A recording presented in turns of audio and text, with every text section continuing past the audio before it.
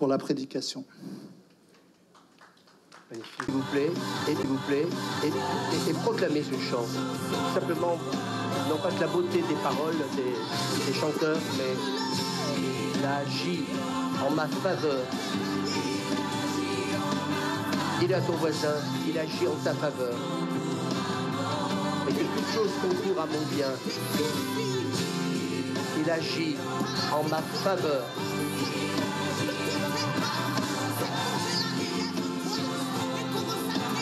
Et quand on est en train de déclarer, il agit en ma faveur, on le croit.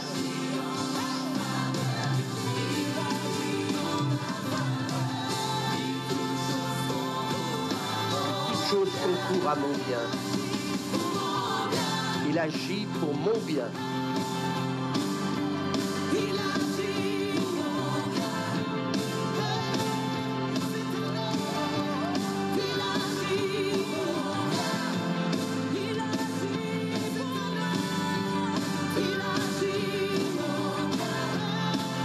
Prenons autorité sur tout esprit de rejet. Dites avec moi, je prends autorité sur tout esprit de rejet. Il agit pour mon bien.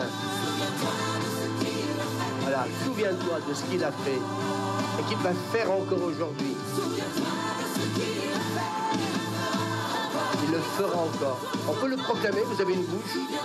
Dites-le, je n'entends pas, on peut le plus fort, on peut le dire. Il le fera encore.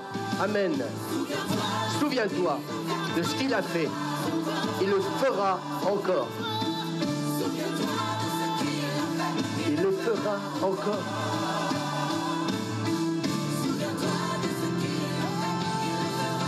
Il le fera encore. Vous avez une bouche, proclamez-le encore. Souviens-toi de ce qu'il a fait. Il le fera encore. Voilà. Mon avenir sera meilleur. Mon avenir sera meilleur. Ne reste pas sur ta maladie, ne reste pas sur ton problème.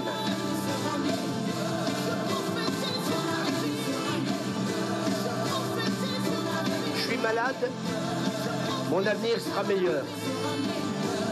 J'ai un souci, mon avenir sera meilleur. Souviens-toi de ce qu'il a fait. Il le fera encore. C'est important que vous puissiez le déclarer ce matin. Déclare-le sur ta vie. Souviens-toi. Il le fera encore. Il le fera encore. Il le fera encore.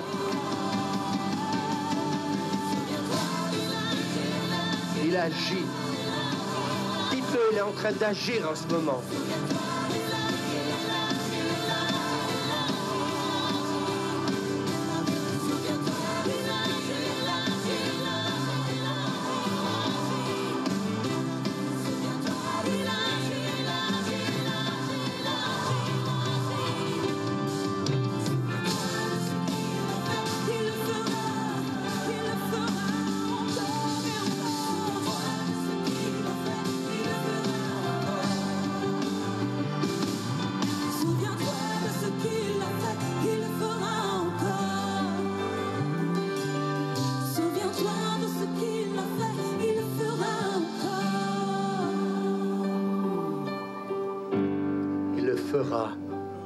Encore.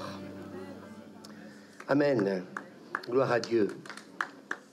Voilà, on va mettre un texte dans le livre des Chroniques, le premier livre des Chroniques au chapitre 4, verset 10. Et cette semaine, alors que nous étions en prière, j'ai repensé à Yabetz, cet homme. Ce message, il va être en deux parties ce matin. Et j'ai senti vraiment que l'Esprit de Dieu voulait que je revienne là-dessus. Ce qu'on vient de chanter, c'est magnifique. Moi, j'ai envie de vous dire, ne vivons plus dans le passé. Il ne faut plus faire revivre ce passé. On n'est pas obligé de le subir. Et quand j'étais en train de prier cette semaine, j'ai dit, waouh, j'aurais pu, le dimanche passé, parler de cet homme. Il y avait tellement de choses à dire aussi, mais je voudrais redire certaines choses ce matin. Pour vous dire que combien les choses peuvent nous lier tout simplement par des attitudes parentales qui peuvent être surprenantes, mais qui sont ce qu'elles sont. On est d'accord ? Et on va lire ce texte, donc Yabeth invoqua le Dieu d'Israël en disant, si tu me bénis et que tu étendes mes limites, si ta main est avec moi et si tu me préserves du malheur, en sorte que je ne sois pas dans la souffrance. Et Dieu accorda ce qu'il avait demandé.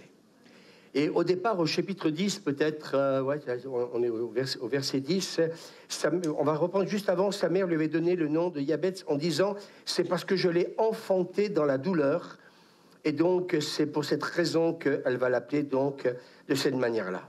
Alors oui, cette maman, elle a mis donc ce fils au monde dans la douleur. Et dans l'Ancien Testament, la culture donc israélite, un nom et sa signification étaient vraiment très très importants. Et donc sa mère l'avait nommé donc Yabeth 8 jours après sa naissance, comme c'était la coutume. Le prénom ne lui a pas été donné tout de suite. Ça se faisait 8 jours après. Ce qui veut dire qu'elle était encore loin d'oublier, vous voyez, 8 jours après, les douleurs donc de son accouchement. Et puis malheureusement, eh bien, elle n'a pas forcément été inspirée, on peut le dire. Elle aurait pu choisir d'autres prénoms, et nous voyons que même dans l'Ancien Testament, eh bien, Dieu a changé des fois les prénoms de certains. Et donc, Abraham, Abraham, etc. Les significations, vous pouvez donc les regarder dans la parole de Dieu.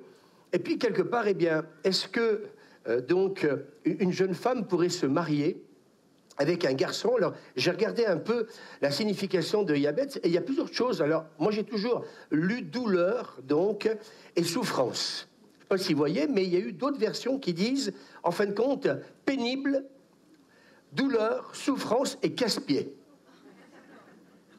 Alors, je ne sais pas, mais une femme vous met au monde et puis elle vous appelle comme ça.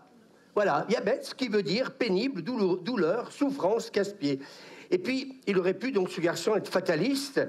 Et puis, quelque part, eh bien, voilà, pour les autres, eh bien, toute ma vie, eh bien, on va m'appeler de cette manière-là, avec un regard, eh bien, quelque part, qui risque d'être négatif. Parce que, des fois, on peut peut-être nous dire, mais t'es pénible. Eh bien, lui, on a dû souvent lui dire qu'il était pénible. Mais quelque part, eh bien, il ne peut pas oublier aussi que sa mère a beaucoup souffert. Et à chaque fois qu'elle l'appelle de cette manière-là, en fin de compte, pour lui, c'est le mot souffrance qu'il entend. Et donc, je ne sais pas si vous imaginez le traumatisme donc, de ce garçon. Et moi, j'ai connu une femme qui donc a mis au monde un enfant et qui a eu une hémorragie. Elle a vraiment failli mourir. Elle a été sauvée in extremis. Et je me souviens que j'avais eu son fils à l'entretien. Il était venu me voir et culpabilisé. Et culpabilisé parce qu'en fin de compte, eh bien, sa mère avait énormément souffert, donc, et puis qu'elle avait failli donc mourir. Et donc, on a beaucoup parlé ensemble et je crois donc l'avoir aidé, pardon. Alors oui, il ne peut pas oublier ça. Et puis, ce qui est étonnant, c'est quand on regarde ce texte-là, ce qui est fantastique, c'est qu'il ne réagit pas dans l'accusation. Il n'est pas en train d'accuser sa mère en disant « Ouais, pourquoi tu m'as appelé souffrance, douleur, casse-pied ?» Et donc, quelque part, eh bien, je pense que c'est important aussi de quelle manière on peut réagir, même si peut-être que ce n'est pas toujours facile. Alors, imaginez les moqueurs, ses copains. Donc, quand il l'appelait, eh bien, mes amis, ça ne devait pas être facile pour lui. Et puis, quand sa mère lui demandait ben, « Viens manger », et souffrance, le pénible, viens te mettre à table avec nous. C'est magnifique. Hein, et donc, par ce prénom dans sa jeunesse, mais en fin de compte, en l'appelant de cette manière-là, vous voyez, elle va lui rappeler, en fin de compte, combien elle a souffert. Et c'est terrible parce qu'en fin de compte, vous venez au monde, normalement, ben, vous venez au monde pour être heureux, et puis en fin de compte, eh bien, on est en train de vous mettre une chape de plomb, tout simplement parce que cette femme, ben oui, elle a souffert, mais le garçon n'était pas responsable. Certains diront peut-être oui, parce que, bah oui, il fallait bien qu'elle accouche, mais il n'était pas responsable de la douleur, comment dire, de sa maman. Alors, la question que je me suis posée, c'est est-ce qu'on peut se construire avec ça? Peut-être que certains n'imaginent pas, mais moi j'ai essayé d'imaginer à chaque fois que ce garçon était appelé donc par sa maman. Et quelque part, eh bien, un jour, ben, ce garçon, il a décidé de triompher de cet handicap. Et c'est pour ça que ce matin, je voudrais revenir sur le message de dimanche passé. J'ai regardé ce matin, les scores, ils doublent. Ils ont presque triplé même par rapport à quelques semaines. Donc, c'est aussi le fait aussi que vous puissiez donc mettre un pouce et puis mettre un petit commentaire. Donc, c'est vraiment important.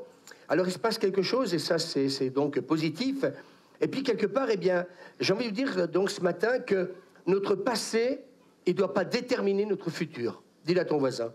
Mon passé ne doit pas déterminer mon futur. Essayez d'imaginer, comment dire, la scène. À l'image de sa mère, à chaque fois qu'elle l'appelle, c'est le casse-pied. C'est celui qui, donc, avec qui j'ai souffert. Donc, et imaginez cet état d'esprit à chaque fois qu'elle l'appelle. Elle est en train, en fin de compte, comme d'une certaine manière, de l'accuser, quoi. À cause de toi, j'ai souffert. Et donc, je ne sais pas si vous voyez, mais moi, j'ai envie de vous dire que notre naissance, pour moi, Jennifer avec Suzanne, ça a été un cadeau de Dieu. Ange de lumière. Ben, il vaut mieux ça que le reste. Et quelque part, eh bien, j'ai envie de dire que dans le rejet, eh bien, malheureusement, on peut rester dans l'immobilisme. Et puis, il y a des gens qui vivent avec ça. Et moi, ce que j'aime, c'est qu'en fin de compte, eh bien, même si sa maman l'a enfermé, donc, dans cet état d'esprit, eh bien, lui, il va faire appel à Dieu. Et j'ai envie de vous dire ce matin, j'aimerais, je suis convaincu que ça parle à plusieurs personnes, eh bien, que ce matin, vous puissiez faire appel à Dieu. Est-ce qu'on peut dire amen? Et donc, il va se lever, et puis, en fin de compte, eh bien, il va faire cette prière, c'est une prière magnifique que j'ai lue, parce qu'en fin de compte, il ne voulait plus subir ça, mais il voulait triompher. Et ce matin, j'ai envie de dire à plusieurs, arrête de subir. Mais Dieu veut que tu triomphes.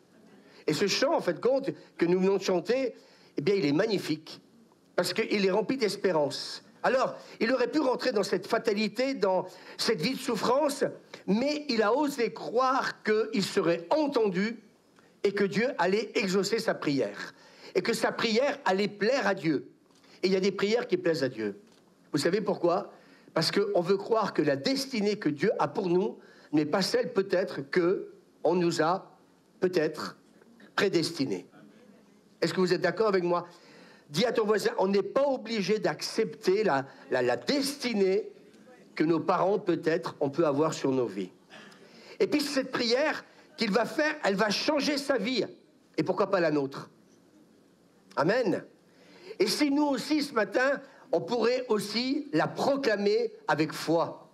Amen. Et le verset 10, on va le mettre, il va dire, si tu me bénis.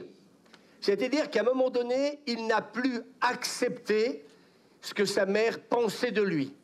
Et il s'est dit, moi je pense qu'il y en a un qui est Dieu, qui doit penser les choses différemment de moi. Et ce matin, peut-être qu'il te faut cette révélation et croire que ce que Dieu pense de toi n'est pas forcément ce que tes parents ont pensé de toi. Est-ce que quelqu'un peut dire amen? Et c'est parce que justement, il le croit qu'à un moment donné, il dit « ça suffit ». Moi, je ne veux plus, comment dire, passer pour un casse-pied.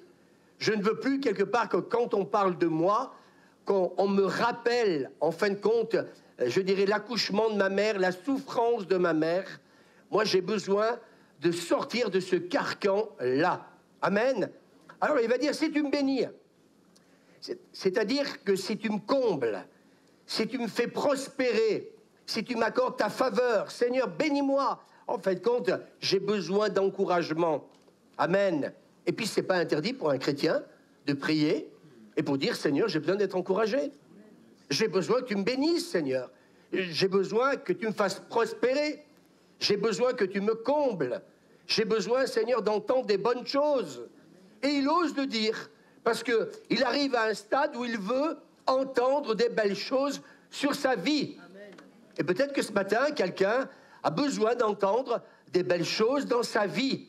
Alors, de quelle manière tu peux les entendre? Eh bien, c'est venir à Dieu. Et ce matin, peut-être que quelqu'un est là pour la première fois. Eh bien, j'ai envie de te dire, eh bien, tu n'es pas obligé de rester dans ton passé, mais tu peux venir, comment dire, au Seigneur. Et on peut dire Amen.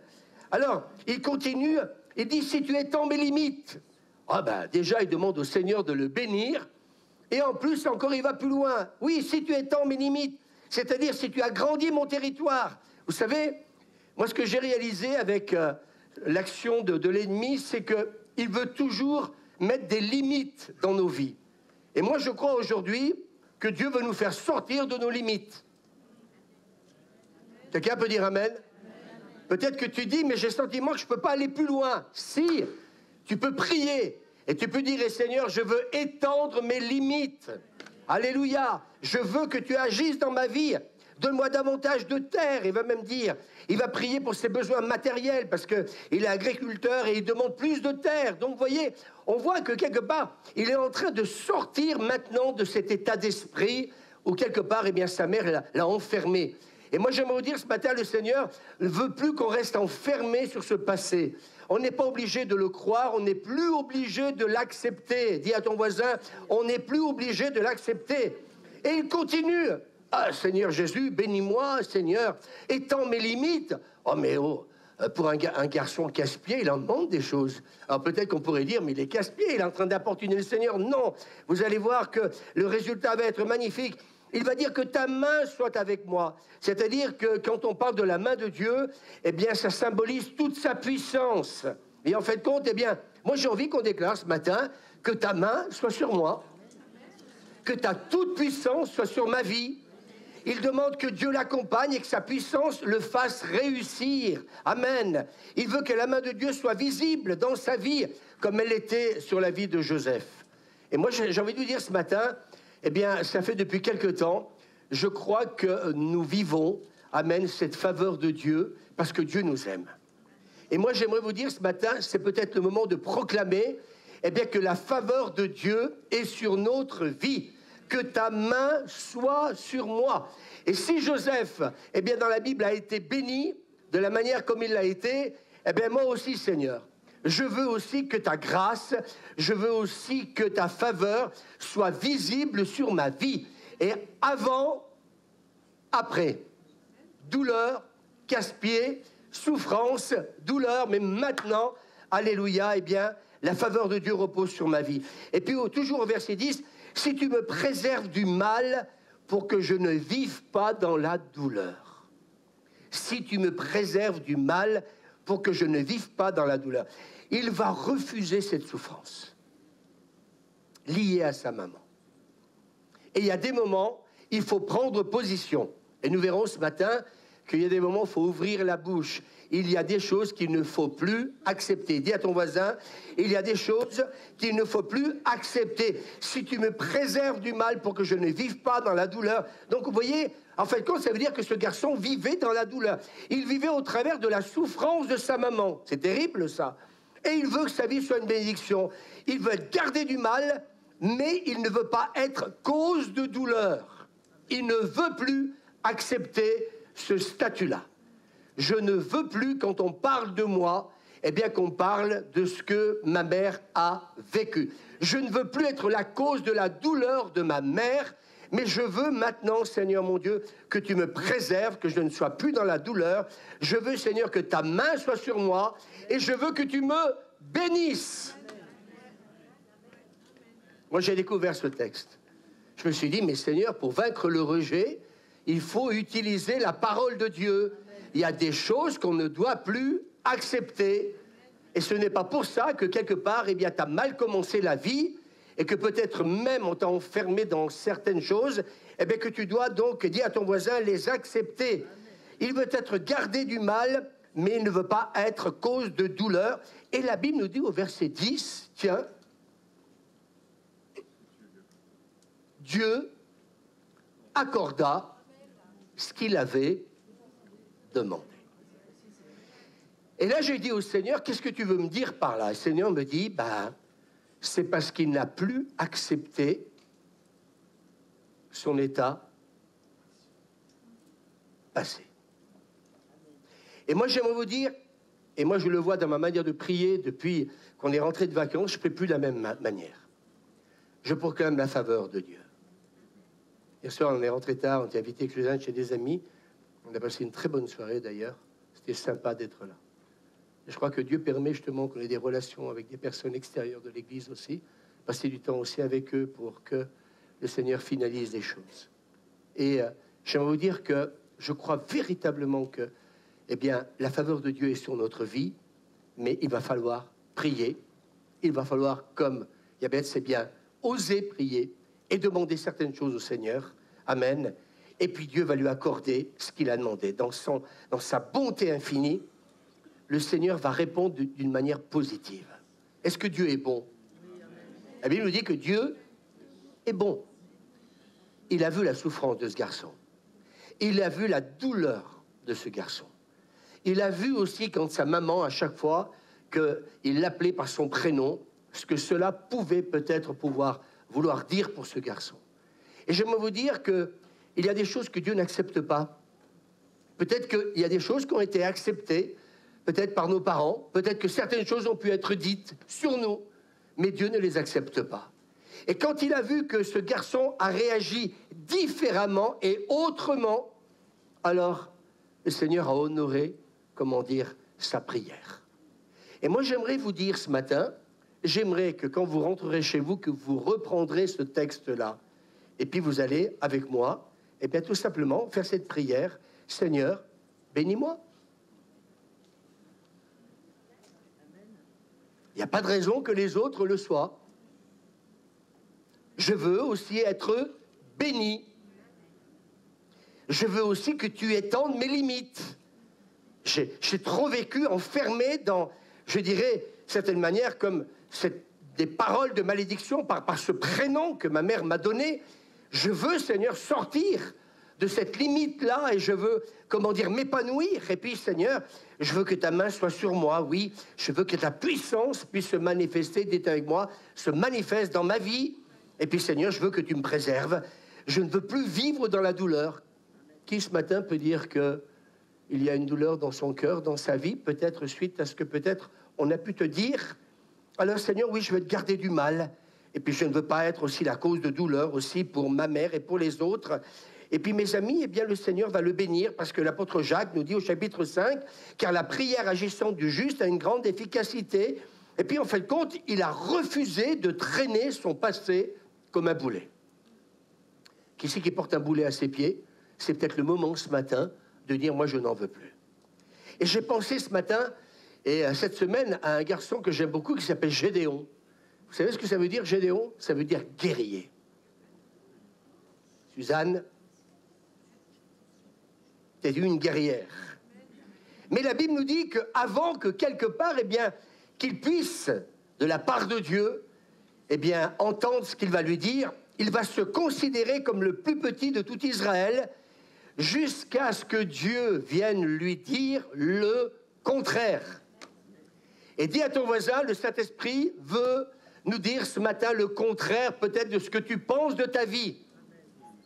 Je suis le plus petit en Israël. Eh bien, écoutez, Dieu l'a choisi. T'es le plus petit, Dieu va t'appeler. Et il nous est dit dans le livre des Juges, chapitre 6, verset 12, l'ange de l'Éternel lui apparut et lui dit, je suis le plus petit dans ma maison. Eh bien, Dieu lui dit, l'Éternel est avec toi, vaillant héros. Et la vie de Gédéon n'a plus été la même. Je vais faire un appel dans quelques instants. Est-ce que tu veux que ta vie continue à être ce qu'elle a été jusqu'à aujourd'hui? Je suis le plus petit. Peut-être qu'aux yeux de mes parents, eh bien, j'ai peut-être pas été ce cadeau que j'aurais dû être pour eux. Et malheureusement, je rencontre des personnes où parfois un enfant n'a pas été désiré. Peut-être que parfois, à cause d'un handicap, comme on l'a vu aussi, eh bien, ça n'a pas toujours, comment on dirait, été évident, ça n'a pas toujours été facile. Mais ce garçon qui était le plus petit, Dieu va en faire un guerrier. Et quand Dieu, eh bien, nous baptise, Pierre, tu es Pierre, donc, et sur cette pierre, je bâtirai mon église, eh bien, j'aimerais vous dire que, voilà, tu vas devenir un roc. Et moi, je crois que ces derniers temps, je réalise que la signification de nos prénoms a de l'importance et a de la valeur. J'ai regardé un jour ce que voulait vous dire Louis, pas mal. Illustre, avec toute une liste de... Je me suis dit, Seigneur, c'est moi? Ben oui, c'est toi. Et depuis, je me tiens droit.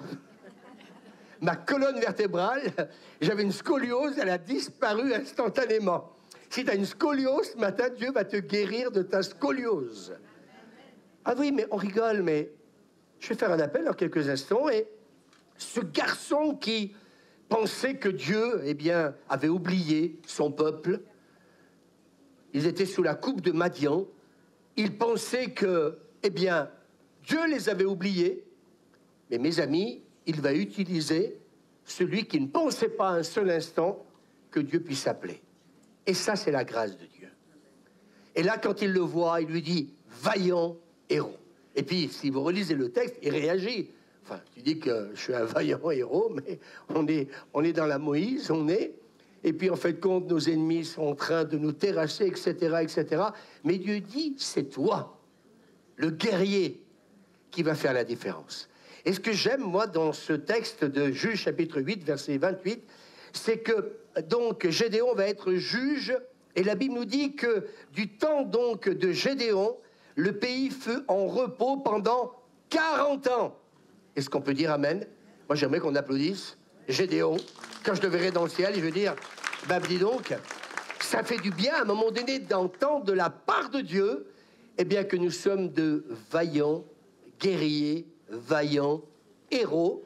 Et ça a changé, vous voyez, toute la perspective qu'il avait de sa vie, de son regard, le regard qu'il avait sur lui-même. Moi, je vais être franc avec vous, depuis ces derniers temps, ces 2 messages, je vais encore beaucoup mieux qu'avant. Avant, ça allait bien, mais ça va encore mieux. Ça ne veut pas dire que les chevilles sont en train d'enfler. Je suis en train de vous dire qu'aux yeux de Dieu, je me vois autrement. Dis à ton voisin, je veux me voir autrement. Alors, mes amis, qui a reçu peut-être un nom ou un surnom traumatisant? Il y en a? Ah, il y a quelqu'un qui lève la main, 2, 3. Pouvez-vous lever? Qui c'est qui a reçu? Faut. Stand up. Stand up. Moïse, tu t'es levé? Il y en a d'autres encore? Je suis sûr qu'il y en a d'autres. Peut-être que dans ton enfance, tu as entendu des choses que tes parents ont dit. Peut-être pas forcément. Oui, Brigitte, pourquoi vous ne vous levez pas? C'est vous, vous êtes concerné. Peut-être que tu as entendu, des fois, une parole blessante, une parole de malédiction. Je t'ai pas désiré, je voulais un garçon, et puis j'ai eu une fille. Et puis je voulais une fille, puis j'ai eu un garçon. Et puis, en fait, compte, tu te rends même pas compte que tu vis avec ces choses-là, et que ça tourne en boucle. Il y a déjà plusieurs qui se sont levés. Vous savez, le titre importe peu. Ce qui est important ce matin, c'est qu'on prenne position. Voilà, restez bien debout.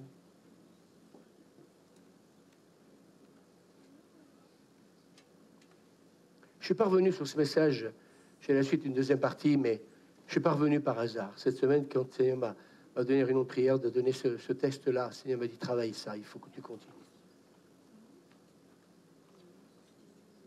Ou sinon, tu ne pourras jamais sortir de cet état de fait. Pour Yabet, ça a été à un moment donné, il a fallu qu'il prenne position. La prière qu'il a fait, vous croyez qu'elle est venue comme ça par l'opération du Saint-Esprit? Je ne sais pas si vous vous rendez compte. À chaque fois que sa mère l'appelait, je ne sais pas si vous vous rendez compte. Peut-être qu'à chaque fois que ton père, ta mère, peut-être a parlé sur toi, t'a dit des choses, des paroles blessantes, des paroles de malédiction, je pense que ça n'a pas dû te faire du bien. Mais à un moment donné, j'ai envie de te dire ce matin, quand je te dis lève-toi, c'est à un moment donné, Yabet, il s'est levé. Et à un moment donné, il a dit non, Seigneur, je veux que tu me bénisses. Je ne veux pas continuer à rester et être la douleur de ma mère. Tu as une destinée pour moi qui n'est pas celle que, en fin de compte, tu as voulu. Et ce matin, j'ai envie de vous dire, la destinée que Dieu veut pour toi, c'est pas celle que peut-être, eh bien, tes parents, peut-être, ont pu avoir pour toi. Et ce matin, j'ai envie de vous bénir ce matin. Je ne sais pas si un musicien peut venir jouer un peu quelque chose. Je n'ai pas envie de bâcler cette prédication. Je ne sais pas, piano, ce que vous voulez. La harpe, j'en sais rien. Mais j'aimerais qu'on prenne quelques minutes et qu'on bénisse ces personnes. Je suis convaincu qu'il y en a d'autres. Il faut avoir du courage de se lever. Vous n'êtes pas filmé. La caméra, elle est là sur moi. Et moi, je serais toi, je me lèverais.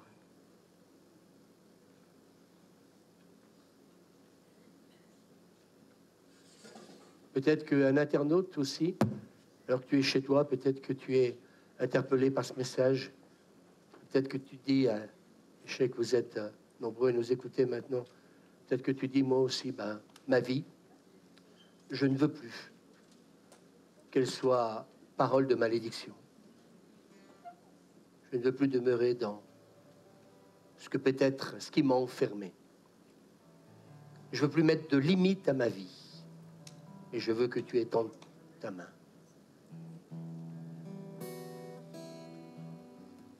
Laissons le Saint-Esprit un peu agir. Il y en a d'autres qui sont levés encore. Il faut peut-être être courageux ce matin pour se lever.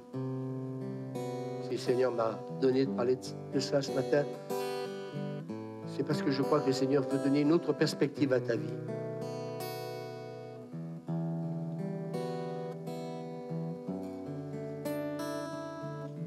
Il a prié en faisant confiance au Seigneur pour ses besoins présents et futurs. Et moi, ce que j'aime dans ce texte, c'est que c'est lui qui a pris position. Il n'a pas demandé la prière à un pasteur, à un responsable. Il a dit, je ne peux plus supporter maintenant qu'aux yeux de ma mère, je sois à ses yeux, douleur, souffrance, casse-pied. Mais maintenant, je sais qu'il y a une autre perspective. C'est mon Dieu. Et la prière qu'il a faite lui a permis que sa vie soit changée et transformée. Seigneur, tu vois tous ces bien-aimés qui sont levés. Il y en a d'autres qui n'ont pas été courageux, Seigneur, et je le sais, je suis pasteur. Alors, Seigneur, tu les bénis aussi. Il y a peut-être encore des paroles, alors que je parle de ça, qui résonnent dans ton esprit, dans ton cœur. Peut-être même qu'elles sont comme un poignard même. C'est ce que je vois en vision. Et le fait peut-être de dire ces choses-là, d'un seul coup, c'est comme un coup de poignard qui revient sur toi. Alors Seigneur te dit, si je te demande de te lever, c'est pour justement que tu prennes position et que tu prennes autorité. Et que cette prière, eh bien, tu pourras la noter sur une feuille et que tu pourras la proclamer chez toi. Seigneur, tu as autre chose pour moi. Seigneur, tu vois tous ces bien-aimés. Je crois que tu veux qu'on étende nos limites. Tu veux, Seigneur, nous bénir. Tu veux, Seigneur, que ta main bénissante, mais protectrice aussi soit sur nous. Tu ne veux plus, Seigneur, que je porte cette douleur au plus profond de mon cœur. Et je veux, comme ce garçon, eh bien, m'adresser à toi et déclarer ces paroles de bénédiction. Déclarer, Seigneur, que tu as un avenir meilleur pour moi. Que cette faveur dont j'ai peut-être manqué, maintenant, Seigneur, tu me l'accordes et cela n'est pas réservé qu'à un Joseph. Je veux, Seigneur, oui, que tu entendes ma prière. Et ce matin, cette parole que Dieu m'a donnée pour toi, parce que tu t'es levé, parce que tu as eu le courage ce matin de prendre position, eh bien, Dieu t'accorde ce que tu lui as demandé.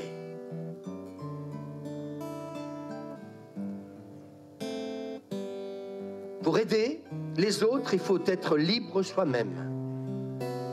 Parce que des personnes qui ont vécu ce que tu as vécu, tu vas en rencontrer. Et on en rencontre de plus en plus. Combien je vois d'hommes, de femmes, de jeunes pleurer dans mon bureau à chaque fois que j'ai un entretien, à cause de certaines paroles blessantes, à cause de l'esprit de rejet, à cause de toutes ces paroles de malédiction qui t'ont blessé, qui t'ont fait mal, et qui ont été peut-être comme cette maman, la maman diabète, ces paroles ont été répétitives. Et à chaque fois, cela ne pouvait que blesser ce garçon. Mais un jour, il a décidé de se lever et de prendre position et de croire. Et c'est ce que j'aimerais te dire ce matin, de croire que le plan de Dieu pour toi n'est pas celui peut-être que tu as connu dans ton enfance. Alors ce matin, j'aimerais te dire que le Seigneur te bénisse sa main soit sur toi. Que tu élargisses l'espace de ta tente. Et que tu puisses ne plus te considérer comme on t'a considéré étant plus jeune. Et que tu puisses te regarder au travers du Père, au travers de celui qui t'aime et qui a un plan merveilleux pour toi. Il a refusé de traîner son passé comme un boulet. Et Dieu a changé sa destinée. Tu peux faire cette prière, Seigneur, maintenant je crois qu'à partir d'aujourd'hui, parce que je m'adresse à toi, ma destinée va changer. Parce que maintenant, je le décide. Et ce garçon l'a décidé. Il a décidé de se tourner vers Dieu et de faire cette prière qui a fait de lui ce qu'il est devenu.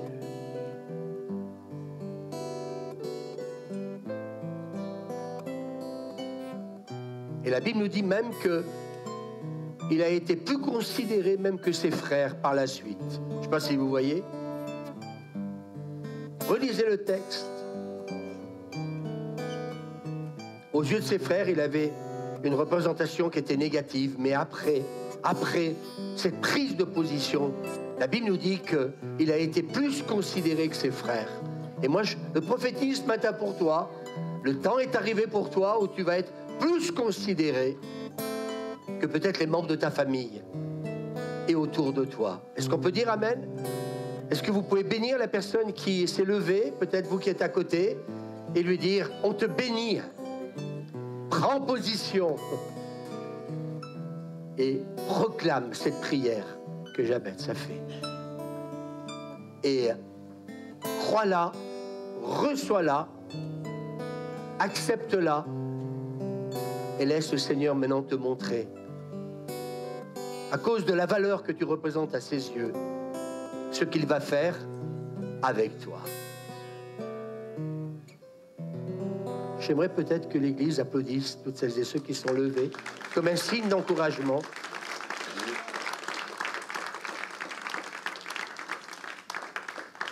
Merci Seigneur, soyez bénis. Quelqu'un a dit, au fur et à mesure que je modifie mes pensées, le monde autour de moi se transforme, ce que j'aime.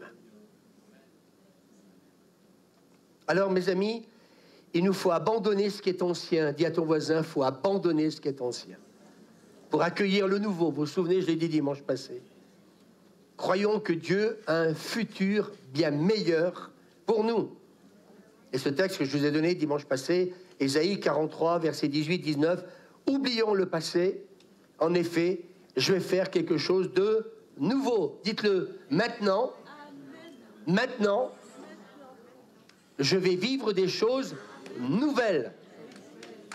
Et à chaque fois que peut-être quelqu'un prononcera une parole que mon père ou ma mère a prononcée, ça ne pourra plus m'affecter. Parce que je ne suis plus cette personne. Amen. Alors, il faut nous saisir de cette faveur divine qui nous est offerte et il faut croire et penser selon cette faveur que Dieu a pour nous. Et il faut refuser cette pensée de désolation. Il l'a refusée. Je veux vivre dans la bénédiction et non pas dans la désolation. Amen. Alors, je voudrais continuer ce message parce qu'il y a aussi des clés importantes que j'aimerais partager avec vous. C'est le pouvoir de la proclamation. Amen. Dis à ton voisin, les mots ont une puissance. La preuve en est, ça a détruit ce garçon. Oui ou non? Mais moi, je crois que nous sommes arrivés dans un temps où l'Église va avoir une autre image de ce qu'elle a été. Et moi, je crois que la faveur divine, elle ouvre des portes et rend possible l'impossible. Amen. Et il y a quelqu'un qui a dit, j'aime beaucoup cette citation, « Si les gens croient qu'un virus peut les contaminer sur la terre, il va dire, eh bien, le réveil de Dieu peut atteindre également le monde entier. » Waouh! Vous voulez que je relise?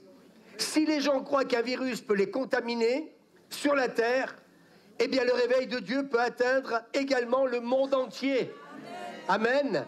Et moi, j'aimerais qu'on le déclare. Je ne sais pas si vous avez attrapé le virus, eh bien, de la gloire de Dieu, mais moi, je crois que la gloire de Dieu est là. On l'a vécu encore ce matin, c'était, moi, j'ai trouvé encore, donc, magnifique. Mais, je vais employer quelques mots que peut-être certains vont aimer.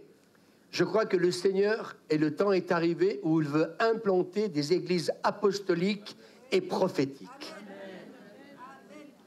Vous savez, ce n'est pas des messages pour prêcher. Toute la semaine, on cherche la présence de Dieu avec Suzanne, et je sais que je prends beaucoup plus de temps encore que l'année passée, et je sens que les choses arrivent et que le Seigneur... Alors, je m'explique. Alors, pourquoi dit-on une église apostolique et prophétique? Il faut qu'on explique les choses. Parce que la mission de l'Église consiste à attester que Jésus est Seigneur en tout lieu et en tout temps. Ça, c'est une Église apostolique et prophétique. Et que le rôle prophétique de l'Église, c'est qu'en fin de compte, eh bien, on puisse démontrer à tous celles et ceux qui ne croient pas que c'est la présence de Dieu, l'action de Dieu maintenant qui va transformer leur vie. Et moi, je crois que quand on a vécu comme Jabez avec des paroles de malédiction, que le temps est arrivé maintenant où Dieu veut bénir son Église. Et je le crois dans la louange, je le crois dans la prédication, je le crois au travers des dons spirituels. Moi, ce matin, Aimé, quand tu m'as apporté ça, je me suis dit, Seigneur, elle est en train de nous dire que, en fait, quand il va y avoir une chorale, donc habillée d'une certaine manière, et puis que, eh bien, il y aurait un certain pasteur qui serait loin et rempli du Saint-Esprit. Moi, je prends. Moi, je prends. Et je le prends parce que si Dieu te l'a donné, alors nous allons le voir ce matin que quand Dieu donne une parole prophétique, il nous faut le croire. Dis à ton voisin, il faut, le croire. Amen. Alors oui, notre mission, c'est d'attester que Jésus est le Seigneur. Et moi, j'aimerais vous dire, on ne le fait pas assez. Et à chaque fois qu'on vient à une réunion de prière, qu'on vient dans l'église, il faut proclamer que Jésus est le Seigneur. Ça, c'est une église apostolique. Le fondement de l'église, donc, primitive, c'était de proclamer que Jésus est le Seigneur de l'église. Et que les portes de l'enfer ne prévaudront point contre elle. Et une église prophétique, mes amis, c'est une église qui va donc interpeller des hommes et des femmes pour les orienter donc à accepter donc le Seigneur. C'est pour ça que le Seigneur veut que son église revienne comme c'était au début, dans cette dimension apostolique et prophétique, et qu'il y ait des paroles de vie qui jaillissent de nos bouches. Est-ce qu'on peut dire amen? Nous avons été créés non pas pour critiquer, parce que critiquer, ça va toujours blesser quelqu'un. Nous avons été appelés à prophétiser et à prophétiser des paroles de bénédiction. Si tu me bénis, Seigneur, sa vie a été changée parce que Dieu a béni cet homme, parce que Dieu ne supportait plus, eh bien, qu'on puisse traiter ce garçon de la manière comme il a été traité, comment dire, par sa mère. Je crois que peut-être que parfois, peut-être qu'on peut peut-être se dire, elle a énormément souffert, oui, mais ça ne lui donnait pas le droit de traiter son fils de cette manière-là. Tu as peut-être été maltraité, mais j'aimerais te dire qu'il nous faut maintenant nous retrouver dans des églises où on doit se bénir les uns et les autres. C'est dire du bien des uns et des autres. Hier, nous étions donc chez cet ami qui a refait toute sa maison. Et j'ai beaucoup aimé comme le Seigneur l'a béni. En fin de compte, il travaillait dans une agence immobilière. Et cette maison, c'était lui-même il essayait de la vendre. Jusqu'à un moment ou à un autre, donc, eh bien, les propriétaires avaient besoin d'argent. Et vous savez, des fois, il faut attendre le temps de Dieu. Et à l'époque, ils ne pouvaient pas se payer avoir les moyens d'acheter cette maison. Jusqu'au moment où les propriétaires donc, lui ont dit, ben écoutez, il faut vraiment descendre le prix parce que nous, on a besoin maintenant d'argent. Et donc, le Seigneur lui parle et lui dit, c'est peut-être le moment qu'il faut que tu achètes cette maison parce que peut-être que cette maison eh bien, que tu dois vendre, eh bien, c'est pour toi que je la veux. Et donc, il a acheté cette maison. Merci Seigneur. Il y a beaucoup travaillé. Et hier soir, nous étions heureux avec Suzanne. Et on l'a dit à lui-même, à sa femme et à sa fille. On était heureux pour eux que Dieu les ait bénis. Et on va y retourner pour bénir cette maison parce qu'ils nous l'ont demandé. Il ne faut pas être jaloux. Il faut bénir les gens, mes amis. Et je crois que quand nous bénissons les gens et leurs biens, eh bien, ça va faire comme Yabès. Eh bien, ils vont étendre leurs limites. La main de Dieu sera sur eux. La protection sera sur eux. Je voudrais vous dire ce matin, toi qui passes par l'épreuve, peut-être que justement, beaucoup de choses te sont arrivées. Je parle par le Saint-Esprit, parce que peut-être que tu n'as pas réagi comme ce garçon. Il y a des bénédictions que nous n'obtenons pas, parce que tout simplement, nous restons encore dans notre passé. Mon passé, il est mort.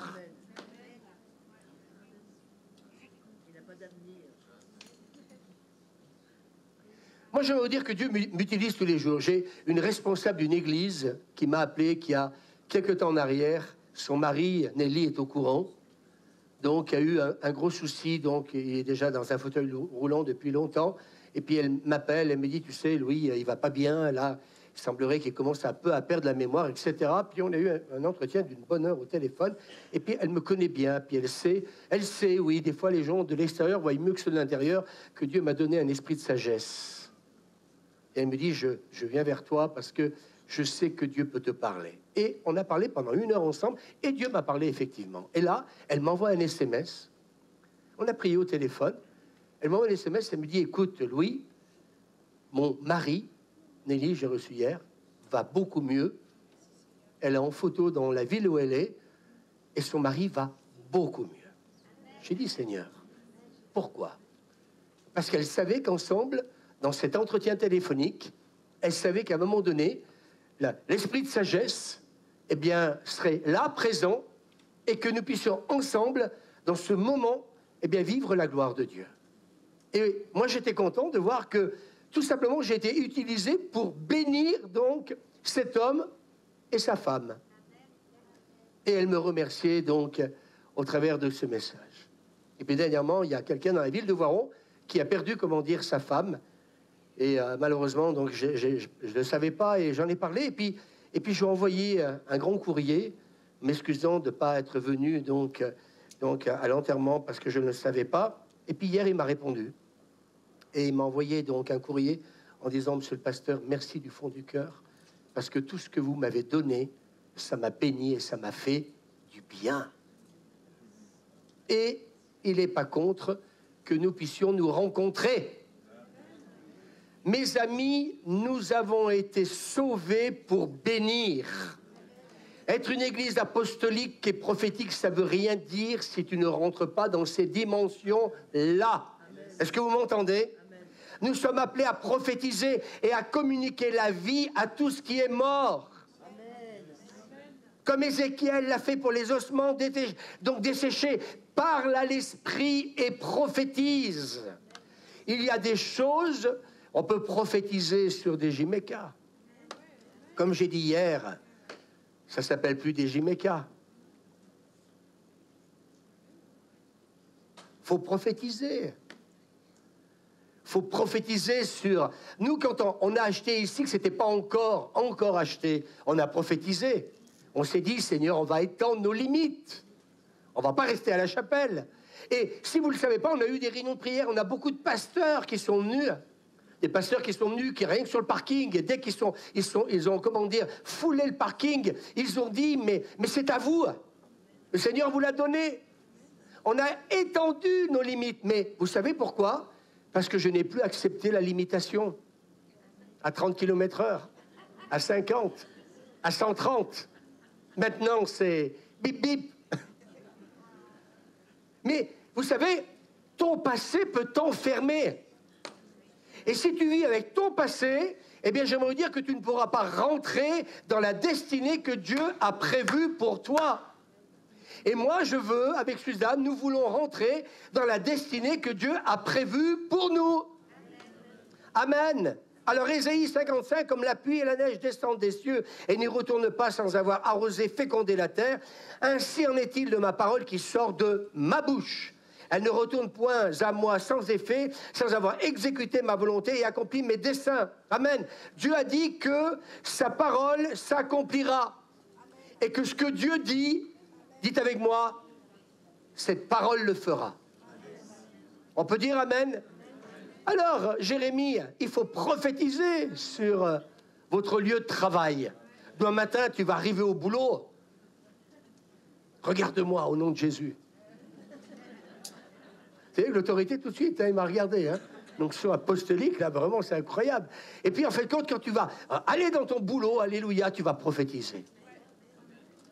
Je marche dans ce lieu parce qu'il n'est pas question qu'on nous le pique, qu'on fasse encore des immeubles. Il y en a assez des immeubles. On veut voir des entreprises prospères. Amen. Est-ce qu'on peut dire amen? Il faut croire et puis en fait compte, gérer constamment nos pensées. Parce que dès que c'est compliqué, difficile, d'un seul coup dans nos pensées, c'est plus clair. Alors mes amis, je crois qu'on peut choisir de croire des rapports négatifs, comme on peut croire aussi des rapports positifs. Est-ce qu'on peut dire amen? Moi, je ne veux pas faire partie de ce peuple qui a douté, qui n'a pas cru que Dieu allait le faire rentrer dans la terre promise. Qui veut rentrer dans la terre promise? Faut le croire. Dieu a autre chose pour nous. Dis à ton voisin, dis-lui, Dieu a autre chose pour toi. Et je crois que quelque part, eh bien, si nous ne voulons pas sombrer comme les autres, il faut entretenir une relation constante avec Dieu. Afin qu'on puisse, comment dire, éliminer tous les doutes qui pourraient peut-être s'installer. Et je crois qu'il faut être un témoignage efficace pour notre Église. Il faut parler de la faveur de Dieu constamment, dis à ton voisin, tout le temps. Même quand tu vois le contraire, il y a la faveur de Dieu. Ce bâtiment, le haut nous appartient et le bas nous appartient. Quand vous allez sur le parking en face, eh bien, il n'y a pas que Jérémie, Christelle, eh bien, qui foule donc ce terrain. Vous êtes en train, à chaque fois que vous allez vous garer, j'ai envie de vous dire déjà, merci Seigneur. Vous le faites? Non, non, non. Enfin, moi, je dis merci Seigneur. Parce que allez dans certaines églises de la région et vous allez voir ce que c'est que marcher. La meilleure façon de marcher, c'est encore la nôtre. Mais malgré tout, quand il pleut comme il y a 15 jours de ça, où il tombait des trombes d'eau, à 9h30, là, peut-être que certains, je ne sais pas, mais vous n'avez pas réalisé que tac, tac et tac. Donc tac au tac. Mais je veux dire, est-ce qu'on réalise des fois? On s'habitue à la faveur de Dieu. Je voudrais vous dire une chose. Quand il y avait Rexel ici, écoutez-moi bien, quand Rexel était là, soyez sérieux, écoutez. À un moment donné, on leur a demandé s'ils pouvaient nous prêter gratuitement le parking. Alors que le dimanche, ils n'y étaient pas. Bien sûr qu'on peut vous le prêter, 3 000 € par an. Non mais, excusez-moi, mais moi je voudrais vous dire une chose. On s'habitue tellement à la faveur que vous croyez que tout est gratuit de ce monde. Ben écoutez, allez à Grenoble, les chrétiens de Grenoble, ils ont un parking payant. Tous les dimanches matins, ils payent leur parking. Il y a une dame qui dit oui, oui, non, mais je pense que voilà. Non, mais je dis pas des bêtises. Vous croyez quoi? Et nous, on est là, c'est gratuit. Et puis c'est à quelques pas. Des fois, certains, ils préfèrent me se mettre en double fil parce qu'il y a la place là-bas, mais ça fait loin. Attendez, quand même pas exagéré, quand même. Je me souviens à la chapelle de la Grâce, quand il fallait que j'aille monter là-haut, jusqu'en haut tous les jours, parce qu'il n'y avait pas de place en face du bureau. Maintenant, c'est payant. En plus, à l'époque, c'était gratuit. Oui, il m'a fait partir. Hein. Oui, mais on réalise pas ici. C'est gratuit, ouais. Mais allez un peu dans d'autres églises et vous verrez, à Paris et ailleurs. Alors, je crois que quelque part, eh bien oui, on prophétise sur la cité de lumière des jours de réveil. Et puis, excusez-moi, mais j'ai envie de dire ce matin, il ne faut pas changer notre déclaration de foi. Parce que, en fait, quand je ne déclare pas quand tout va bien, je déclare aussi quand tout va mal. Ma déclaration de foi ne dépend pas des circonstances, elle dépend de ce que je crois. Est-ce qu'on peut dire amen? Alors, il ne faut pas, mes amis, changer. Deutéronome 30, verset 19, j'en prends aujourd'hui à témoin contre vous, le ciel et la terre. J'ai mis devant toi la vie et la mort, la bénédiction et la malédiction. Choisis la vie afin que tu vives, toi et ta postérité. Alors, le Seigneur nous donne le choix, hein, le choix de croire, la manière de vivre notre vie aussi. Et puis c'est aussi cette confession de la bouche. C'est pour ça que dernièrement, avec le culte, avec Michel, vous vous souvenez, plusieurs se sont levés dans ce désir. Romains chapitre 10, verset 10. Eh bien, qu'est-ce que nous dit Paul aux Romains? C'est en croyant du cœur qu'on parvient à la justice, et c'est en confessant de la bouche que les choses changent et nous sont accordées. Le salut t'est accordé par la confession de ta bouche. Alors, j'ai envie de dire ce matin, Suzanne, confessons ce que nous croyons. Et ne confesse jamais du négatif, mais confesse ce que tu crois. Est-ce qu'on peut dire amen? Et si tu crois, ben tu verras la gloire de Dieu. Alors aujourd'hui, c'est trop tôt, mais vous savez que l'équipe pastorale, on commence à rêver encore à d'autres rêves. Alors commençons déjà à laisser ces rêves-ci s'accomplir. Mais il y a peut-être encore d'autres rêves. C'était un rêve d'aller au grand angle. Oui? Fred, au départ, c'était niette. Et puis il y a un désistement, et puis il y a une possibilité. Et puis qu'il fallait que Glorious accepte aussi de venir. Et puis le grand angle, il n'y avait qu'une date. Ils n'avaient qu'une date. Le timing de Dieu, il est parfait. Nous devons confesser ce que nous croyons. Mais ce que nous confessons, c'est dans notre bouche. Proverbe 18, 21, les paroles peuvent donner la vie ou la mort. Celui qui aime parler doit en accepter les conséquences. Alors, mes amis, je crois qu'il faut être dans l'unité pour déclarer le temps de Dieu, le réveil. Et une église prophétique, eh bien, elle se rassemble avec des hommes et des femmes qui croient les mêmes promesses que Dieu a fait à son église. Est-ce qu'on peut dire amen? Alors, c'est notre responsabilité de prier et de déclarer que ce que le Seigneur a déclaré va s'accomplir. Et nous venons en réunion de prière pour déclarer que nous aurons une grande église, parce que Dieu nous l'a dit, Dieu nous l'a promis, parce que ce qu'il met dans notre bouche, il attend que nous puissions le déclarer pour que la vie s'y manifeste. C'est pour cela qu'on vous encourage à toutes ces réunions de prière d'ouvrir la bouche. Alors peu importe ce que les circonstances peuvent dire, parce que des fois les circonstances, elles parlent contre nous, c'est vrai ou pas? Alors, l'apôtre Paul dira à Timothée, 1 Timothée chapitre 1 verset 18, le commandement que je t'adresse, Timothée mon enfant, selon les prophéties faites précédemment à ton sujet, c'est que d'après elles tu combattes le bon combat. Et quand j'ai relu ça, le Seigneur m'a parlé.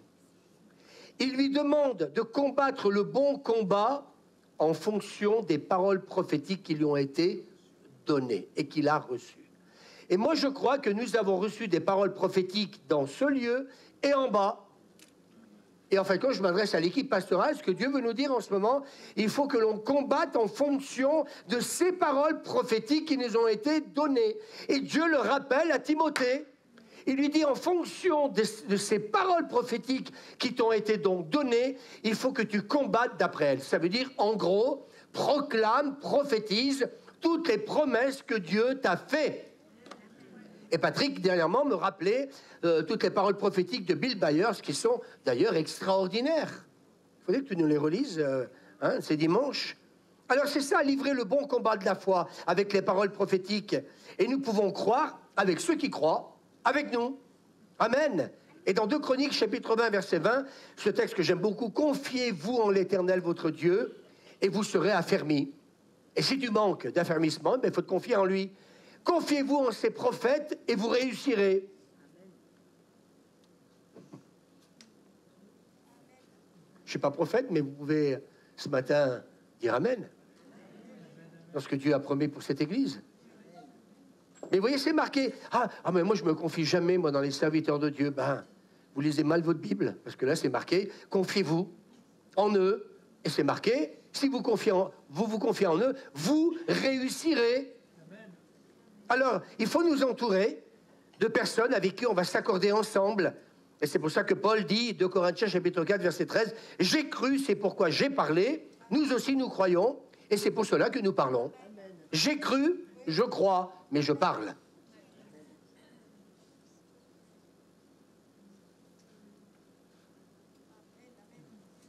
Je ne serai plus douleur. Je ne serai plus souffrance. À chaque fois que ma mère disait ça, ça résonnait dans mon esprit.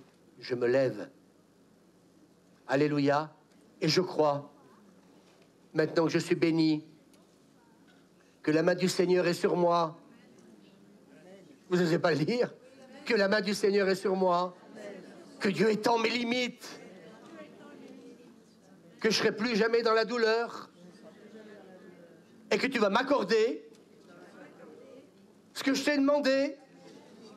Alors je vais le croire, mais je veux le proclamer. Tu veux te lever là où tu es? Je veux le croire, mais je veux le proclamer. Je veux le croire, mais je veux le proclamer. Je veux le croire, mais je veux le proclamer. Seigneur, que tu me bénis.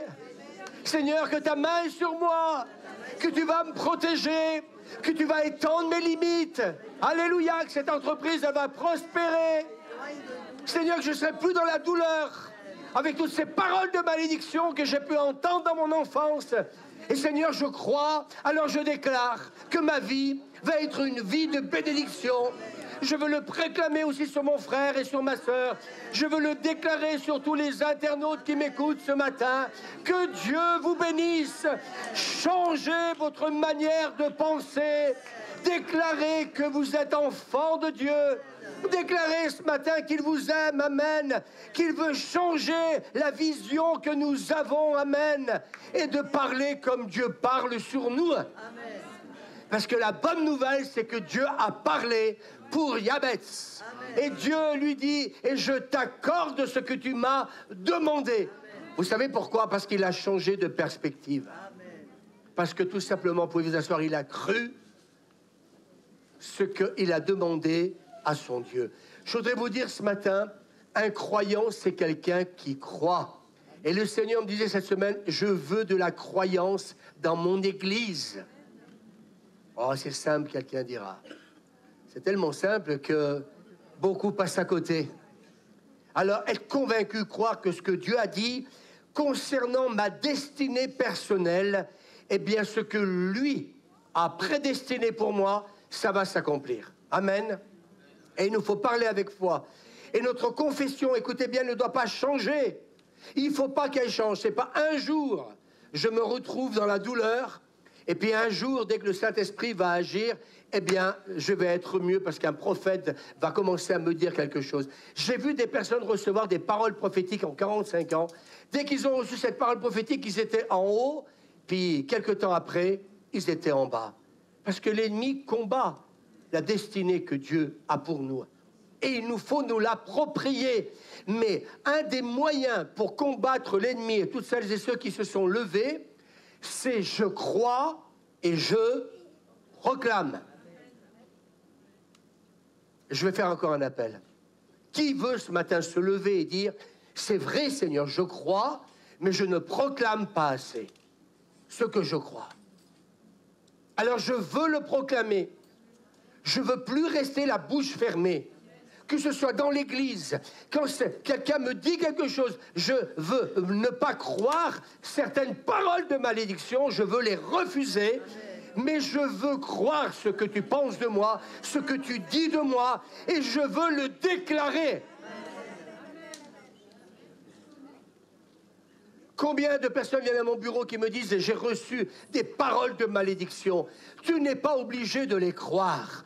Crois la parole de Dieu. Confesse la parole de Dieu. Déclare ce que Dieu pense de toi. Et ma destinée, ta destinée ne sera pas celle que l'ennemi voudrait pour toi. Notre confession, dit à ton voisin, regarde dans les yeux, ne doit pas changer. Parce que cette parole ne change pas. Amen. Alors, écoutez bien, attention à l'intimidation, à l'incrédulité. Il faut chérir la vision. Je m'adresse à l'équipe pastorale pour le bas. Il faut chérir la vision divine. Il faut la lire, comme dit Habacuc, vous pouvez vous asseoir constamment. Il faut relire les promesses de Dieu.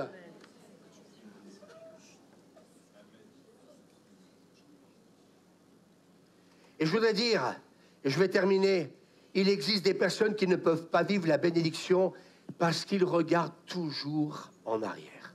Posez-vous la question quand quelqu'un me dit « mais moi, j'arrive pas à ouvrir la bouche ».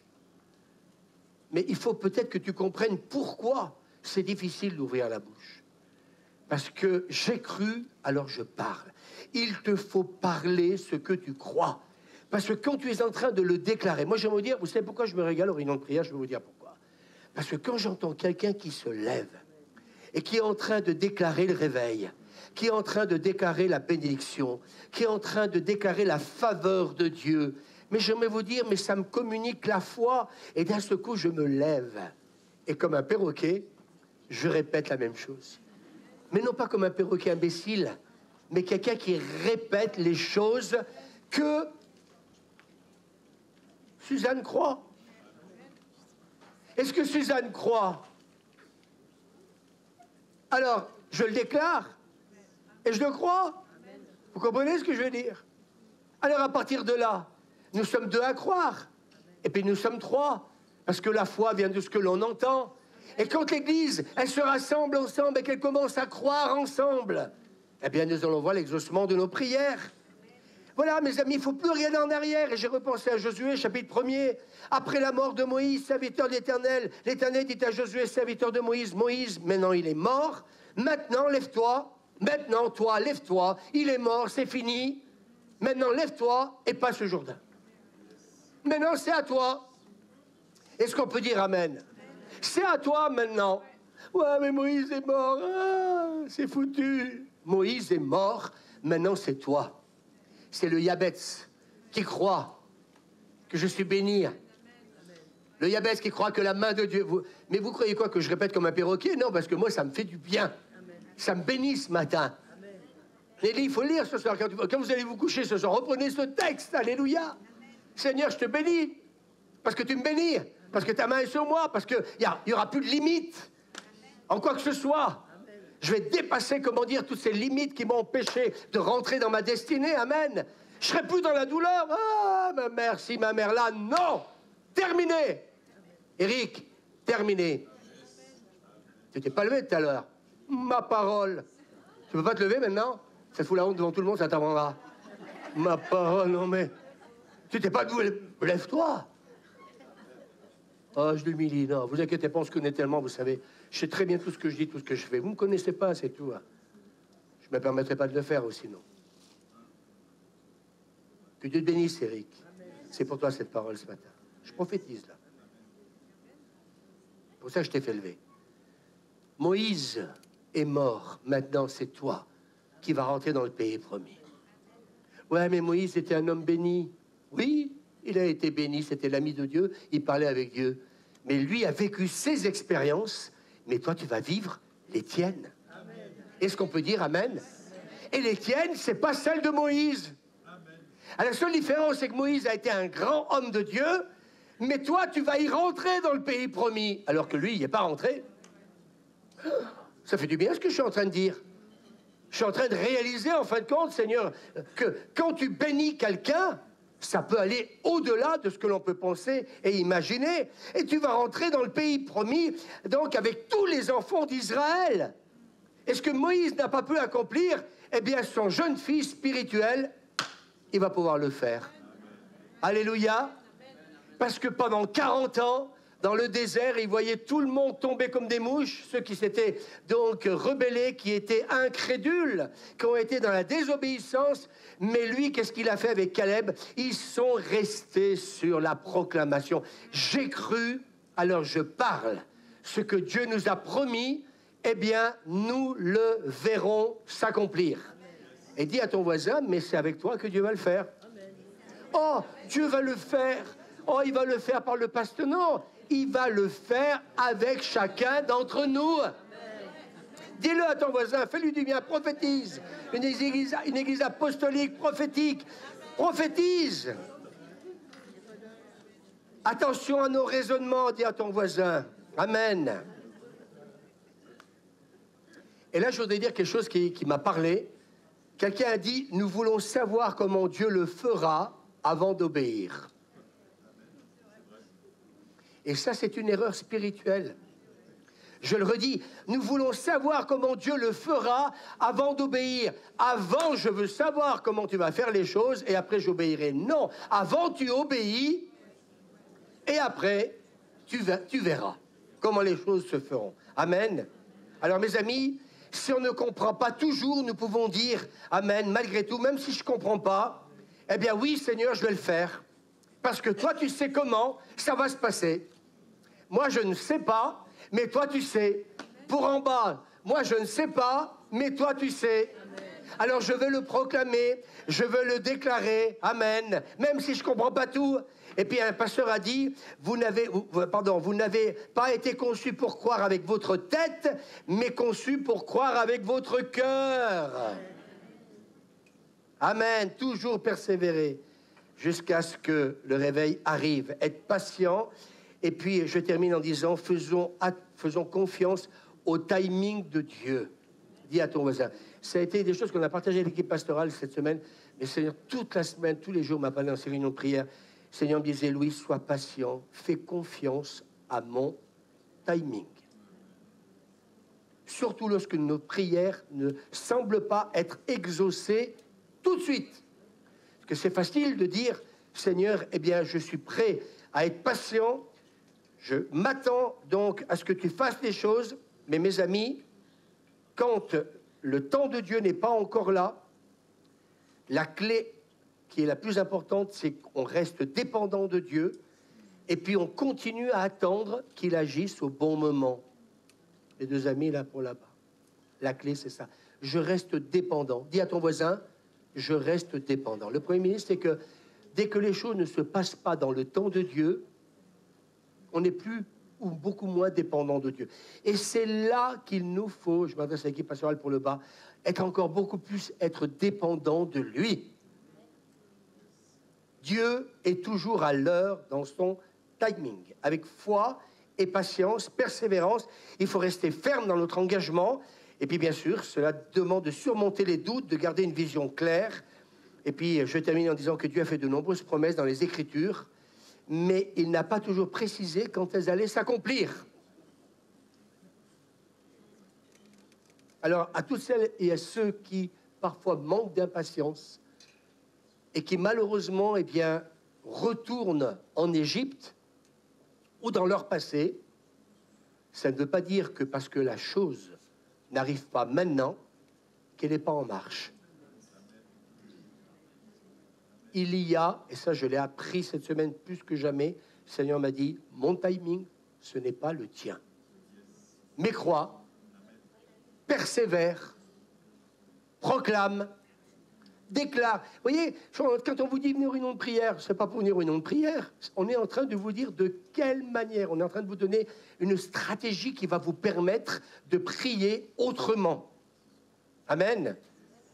Abraham a vu son miracle d'un fils, mais la promesse, elle a tardé 25 ans. Seigneur, donne-nous la patience, s'il te plaît. Internautes, je me joins à vous pour dire, Seigneur, donne-nous la patience et que véritablement, eh bien, nous puissions être un peuple qui croit, un peuple qui confesse, un peuple qui fait confiance à son Dieu, un peuple qui croit que la destinée que Dieu a prévue pour toi et pour moi est totalement différente que celle que peut-être on a mis sur notre vie. Et j'ai envie qu'on termine ce moment, levez-vous, s'il vous plaît, qu'on remercie le Seigneur. Internautes, que Dieu vous bénisse. Et puis véritablement, eh bien, j'ai envie de vous dire, eh bien, le meilleur aussi pour chacun d'entre vous, Et puis, si vous voulez, ben, écoutez, on lisait cette semaine, peut-être nous téléphoner même, parce que peut-être que ce message vous a aussi touché, interpellé. Eh bien, il y a un numéro de téléphone, je ne sais pas, je le connais même pas. Il apparaît sur, bon ben voilà, voilà. Et ben sur le site, eh bien, vous pourrez donc prendre ce numéro de téléphone.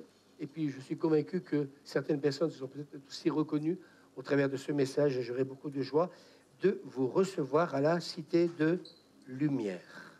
Amen. On peut se prendre par la main tous ensemble. Seigneur, je vais terminer par la prière. Seigneur, s'il te plaît, donne-nous la patience.